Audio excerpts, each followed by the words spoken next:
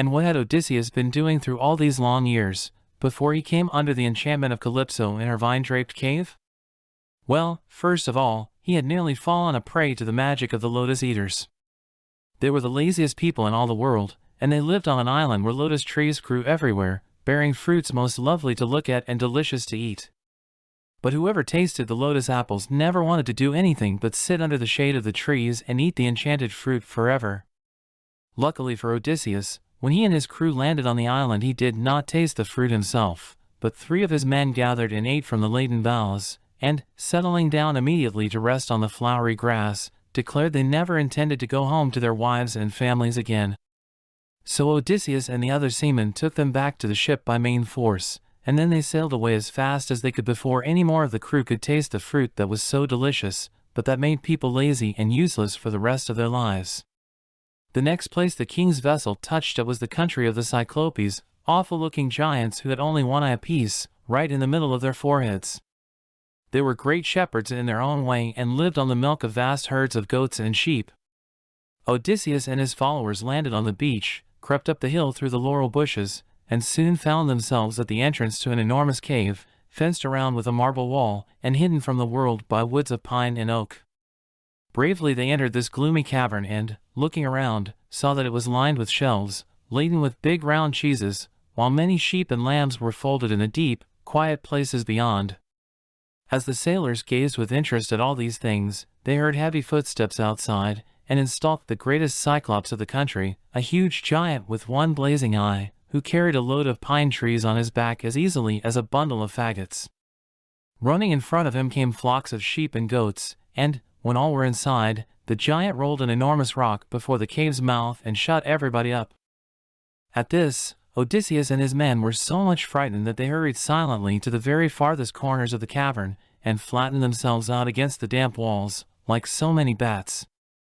But the giant, after setting out a cheese or 2, with some bowls as big as beer barrels, filled with milk, which he meant to have for his supper, lit a blazing fire in the middle of the cave, and, as the red glow shone into the far corners, caught sight of his unexpected and terrified visitors. With a frightful roar of rage, he glared at them out of his huge eye and demanded to know what they were doing in his secret cavern. Odysseus, shaking with fright, did his best to answer bravely, telling the giant that he and his men were lost wanderers, trying to find their way home to Greece. The Cyclops listened sullenly, then, with another roar, he stretched out his hand, seized a couple of the poor sailors, and, without hesitation, ate them up. Having done this, he coolly stretched himself in front of the fire and went to sleep. Odysseus recovered his courage at this terrible sight, for anger made him strong and brave again. He drew his sword to kill the snoring giant, then paused and thought better. No one but the Cyclops was strong enough to roll away the rock in front of the entrance to the cave. If he were killed, the king and his followers would remain shut up and must starve to death. So Odysseus went back to his frightened companions, and they all lay, crouched and huddled together, as far as possible from the sleeping giant, until the morning. When dawn came, this horrible Cyclops, without saying a word or even giving one of his dreadful roars, calmly ate 2 more of the sailors for his breakfast. Then, pleased and whistling, he rolled away the mountain of rock from the door and drove his flocks out into the cool air of the morning. Following them with his great strides, he closed the cave again, and Odysseus heard his enormous voice echoing outside like thunder rolling and roaring among the wooded hills. So there was the king fastened up with what was left of his unhappy crew in the cave of this frightful monster. But Odysseus was one of the cleverest people in the world. Had not Athena always looked after him and taught him wisdom? He thought things over for some time, then had a good look at the giant's club, which was really a big tree, as tall and strong as a ship's mast. Cutting off the top of this tree, he made his sailors shape and sharpen it until it was like an enormous wooden spear. Then they hardened the point in the fire and hid the weapon they had so cunningly made. Afterward, they all sat down, a long way from the door, to wait for evening and the giant's return. Presently they heard the earth shake with his tread. Once more he rolled back the great rock and drove the bleating flocks into the cave. Then, as usual, he shut everything up and made his supper from milk and cheese, finishing off with 2 more of the unhappy crew. Just as he was lying down to go to sleep, however, Odysseus approached him humbly, and in his hand the king carried a brimming goblet of wine. Now this wine had been brought into the cave by the sailors when they first found their way there. It was delicious and tasted like the nectar of the immortals. Pretending to be very friendly, the king offered the goblet to the Cyclops, who seized it greedily and emptied it at a draught. The giant thought it quite the nicest drink he had ever tasted, so much sweeter and richer than his usual bowl of milk. Instantly he demanded more, and for the first time asked the name of the person who carried about with him so excellent a drink. Odysseus, refilling the goblet, said very craftily that his name was Noman.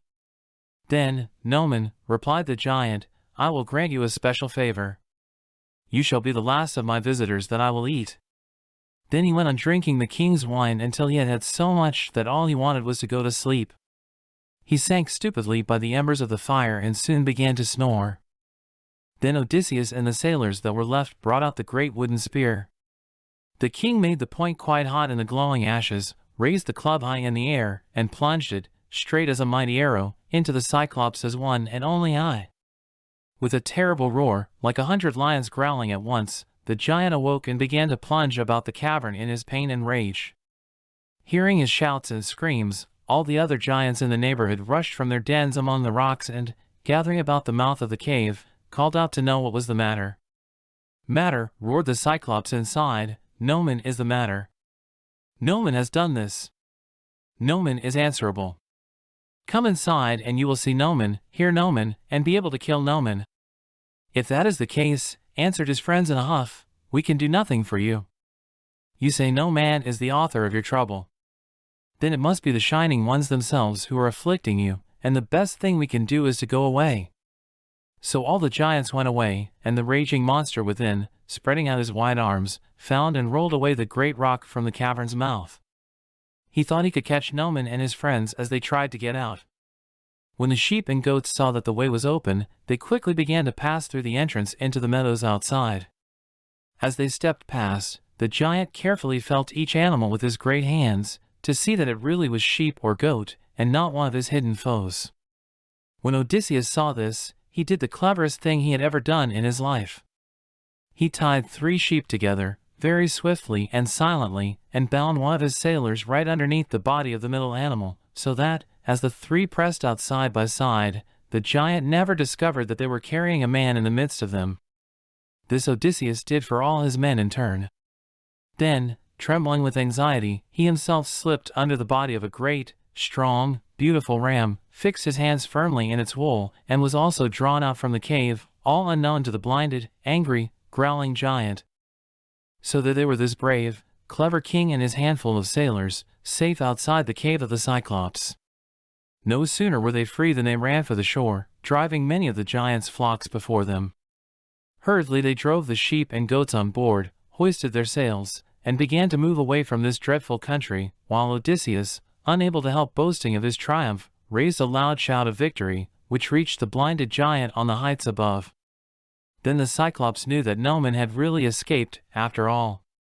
Rushing to the cliff, he began hurling great stones down into the sea channel through which he knew the ship must pass. But Odysseus steered his vessel safely past this new danger, and, standing in the bows, sent another mighty shout of victory up to the cliffs above.